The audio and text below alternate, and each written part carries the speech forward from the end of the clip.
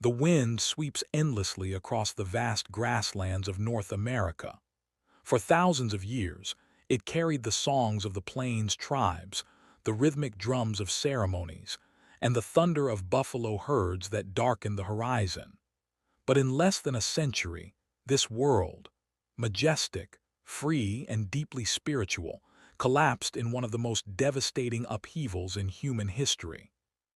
This is the story of how the great nations of the plains, Lakota, Cheyenne, Comanche, Kiowa, and many others, were pushed from independence to near extinction, their way of life broken by forces far beyond their control. The plains were a land of extremes, blistering summers, harsh winters, and storms that rolled endlessly across the horizon. Yet here flourished a culture unlike any other. Horses, brought by the Spanish in the 16th century, spread north and transformed the plains tribes into master riders and warriors. The buffalo became their lifeblood, providing food, shelter, clothing, and spiritual connection. A Cheyenne elder once said, "The buffalo is part of us, and we are part of the buffalo. Its destruction will be our destruction." These words would prove tragically prophetic. By the early 19th century, the United States was expanding westward at a relentless pace. The Louisiana Purchase, the Oregon Trail, the discovery of gold in the Rockies, all pushed settlers into the plains. At first, there was coexistence, even uneasy trade. Fur trappers and traders exchanged goods for hides. But as wagon trains multiplied and the railroads cut across tribal lands, conflict became inevitable. Treaties were signed, often under duress or deception, and almost as quickly broken. The tribes watched as their ancestral lands shrank with every passing decade. The build-up to collapse came swiftly.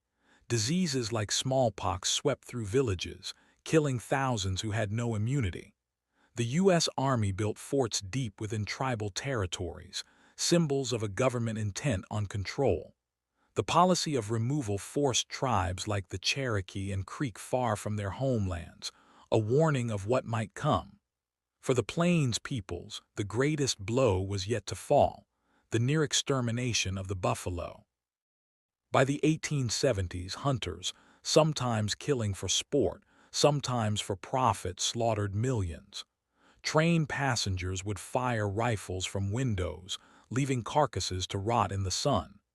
In 1865, there were an estimated 15 million buffalo. Within 2 decades, fewer than 1,000 remained. The climax of this tragedy came in battles now etched into memory. The Lakota and Cheyenne resisted fiercely. At the Battle of the Little Bighorn in 1876, Sitting Bull and Crazy Horse led warriors to a stunning victory against General George Custer. For a moment, it seemed the plains might remain free, but the response was overwhelming. The U.S. Army poured soldiers westward, determined to crush resistance. Villages were burned, horses slaughtered, families forced into harsh reservations. At Wounded Knee in 1890, U.S. soldiers opened fire on a band of Lakota, men, women, and children, killing more than 250. The frozen ground of South Dakota was stained with the blood of a people whose spirit had been broken. Survivors remembered it as the end of their freedom, the closing of their world. The aftermath was devastating. Starvation swept through reservations as buffalo were gone and rations withheld. Children were taken from their families and placed in boarding schools designed to erase their culture. "Kill the Indian, save the man," became the chilling motto of the assimilation era. Languages were forbidden, ceremonies banned, and traditional clothing replaced with Western dress. A civilization that had once roamed free across millions of square miles was confined, silenced, and stripped of its lifeways. And yet the story does not end with disappearance. The legacy of the Plains Indians lives on. Their oral histories, songs, and dances endured in secret, whispered from elders to grandchildren. In the 20th century, cultural revival movements rekindled traditions once thought lost. Today, Powwows bring together nations to celebrate resilience and pride. The Lakota prayer, Mitakui Oyasin, all my relations, reminds the world of the interconnectedness of life, a philosophy that remains deeply relevant. The frightening collapse of the Plains Indians was more than the destruction of a people. It was the destruction of a world where human life, animal life, and the land itself were bound together in harmony. Its loss was not just theirs, but humanity's.